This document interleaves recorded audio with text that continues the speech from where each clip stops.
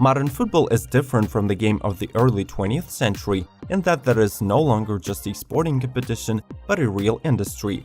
Football has become a business in which big money is spinning. While some clubs have very modest financial capabilities, others are ready to throw hundreds of millions for a footballer to play on their team.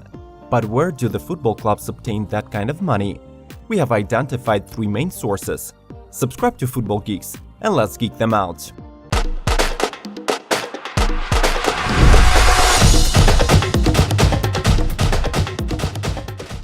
A professional football club is a business, a large enough and a complex one.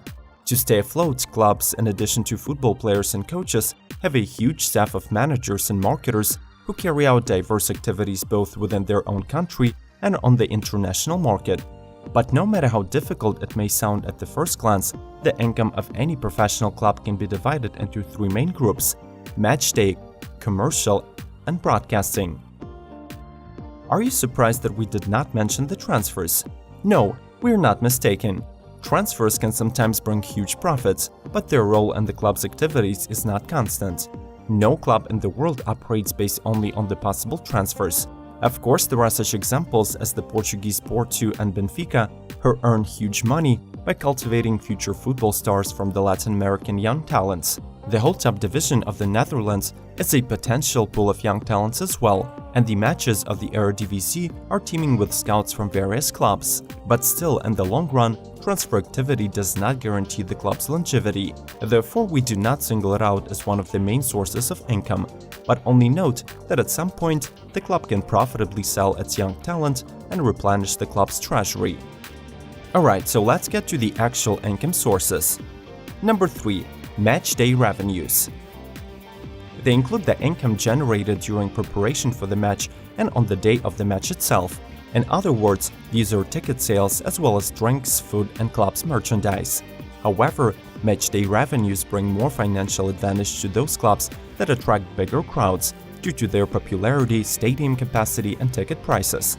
The differences can be stark. For example, in the Premier League, Arsenal and Chelsea sell the most expensive tickets, £95 and £85 respectively.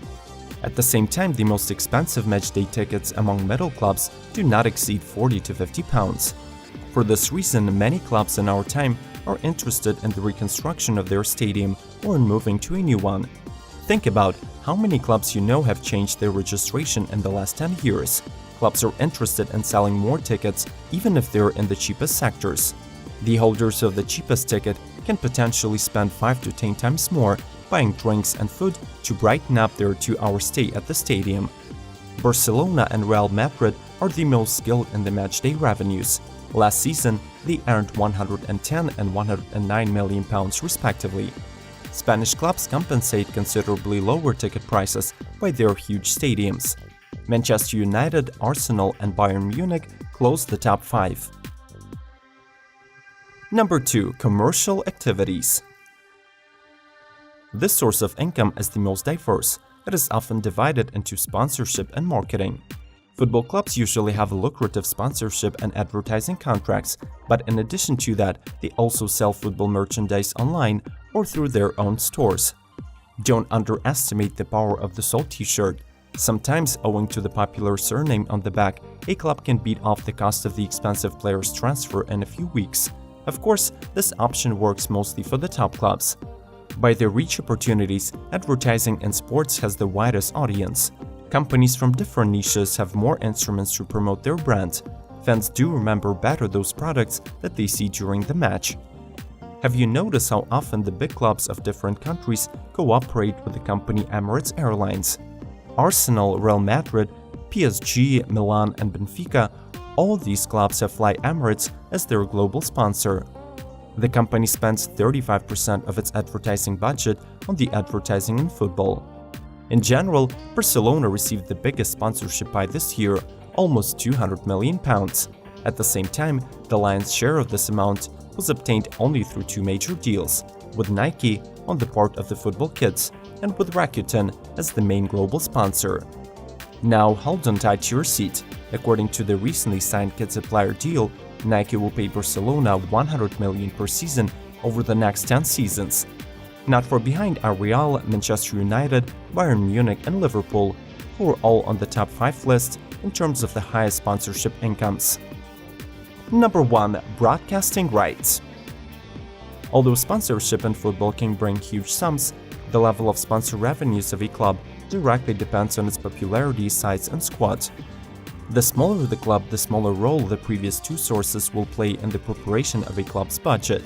For this reason, in the first place, we put the incomes from the broadcasting rights sales. In simple words, in order for the TV channel to show you a match, it must first buy this right from the Football League. The rights are sold domestically and abroad. The most profitable competition is the English Premier League. The nice thing about the Premier League is that the revenues from the broadcasting rights in the UK domestic market are distributed more or less evenly. In the next season, for example, the conditional newcomer to the Premier League can expect about 100 to 110 million in revenue. About 75 million the club will receive from the sales in the domestic market and another 20 to 30 from foreign packages sales. For a club like Watford, these revenues can cover up to 80% of the total budget. For the larger clubs, though, this percentage will be more modest, nearly 20 to 30%. But do not forget, the top teams participate in the European competitions, in which the broadcasting revenues are extremely decent. For example, Real Madrid earned £80 million only by winning the Champions League. Thank you for being with us today. If you want to know more about the background of the football world, please support our channel by subscribing and liking this video. You've been watching Football Geeks. Check out other episodes suggested on the screen and come back soon.